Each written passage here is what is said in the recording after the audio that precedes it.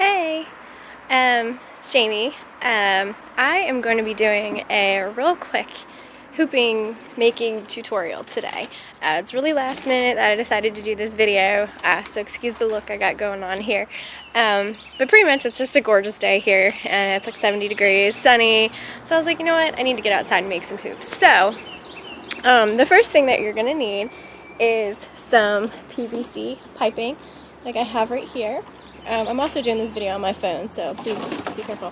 And as you can see, well, I don't know if you can see or not because it's so bright that I can't see what I'm showing you, but it's 3/4 of an inch PVC piping. Now you can get this in a big bunch. Basically I get this big thing of it, and I think it's like about $25, and it makes about, I'd say each one makes about 12 hoops depending on what size you want to get, what size you want to do. So you get that. Then you need some of these. These are PVC like pipe cutters. You can see on here it says like ratcheting PVC cutter. So you get these, you get your PVC piping, and then you're also going to need these little connectors. They're the male to male, like they're both male connectors, so it goes in both ends. There's different ones. You need to make sure you get the 3/4 ones to match the piping. You can get all this stuff at Lowe's or Home Depot. That's where I usually get it from, or pretty much any hardware store like that. And these will be in the same area that your piping is going to be. The next thing that you're going to need to get is some tape. There's really cool colors of tape. You can see this is like pink leopard print. I also have, well, I guess that was zebra, not leopard, just kidding. But you also have this kind, and I found this really cool tie-dye kind. I usually get duct tape. The thing with duct tape though is if you wrap it around, there's different ways to wrap your hoops, and you can do different designs, different patterns. You can look up all that stuff online. Duct tape is just a little bit too wide, so let me show you what I do. Duct tape rips really well, so what I'll do is I'll rip it somewhere in the middle. This one's not as in the middle as I guess it should have been, but I kind of cut it to start the rip, and then I just, keep one side taped down and I just use this side because it just works out. Like if it's too thick, it just won't wrap smoothly. So that's what I do with duct tape. You can also use electrical tape. There's lots of different colors of electrical tape also. Electrical tape is a lot easier to wrap with. It pulls off a lot easier. It's a little bit cheaper, and you don't have to rip it in half because it's kind of the perfect size. I'll show you like on the piping if I can get this. It's really hard. It's really bright, so I really can't see what I'm showing you. But anyways, see, it kind of is just the same size, so it works and it wraps really easily. The difference though in the duct tape and the electrical tape is the electrical tape is really slippery, I guess. Duct tape has more of a grip to it, so if you're trying to, like, you're a beginner hooper, or you're trying to learn tricks, the more grippy the better, because it kind of just grips to your skin a little bit. So that's the advantage of duct tape over electrical tape. You can do both, you can mix and match, you can really do whatever you want. There's also, I know a lot of people do gaffer's tape, and I had the hardest time finding that. I guess you have to get it like a craft store, but it's basically tape that has, I guess, like a fabric-y type feel to it. I have never used it, so I don't know, but a lot of people use that. So basically that's all your materials.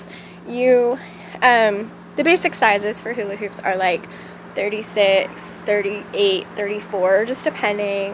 The bigger hoops that you get will go slower, and so it's easier if you're a beginner or if you are trying to learn tricks.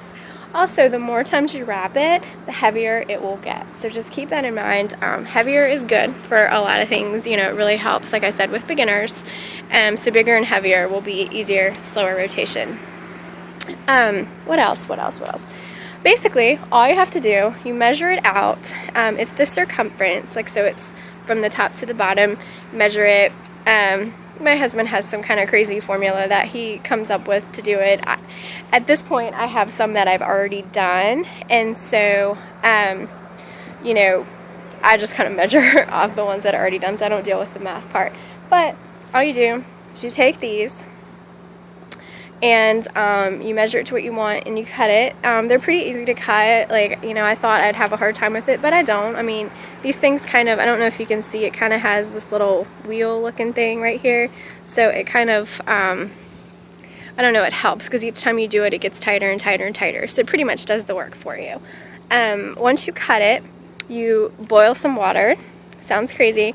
Boil water, get it to a nice full rolling boil, and then you will take this end right here, and you just stick this in the boiling water for, I don't know, about a minute, and it gets it nice and soft. Once it gets soft, you just stick the connector in.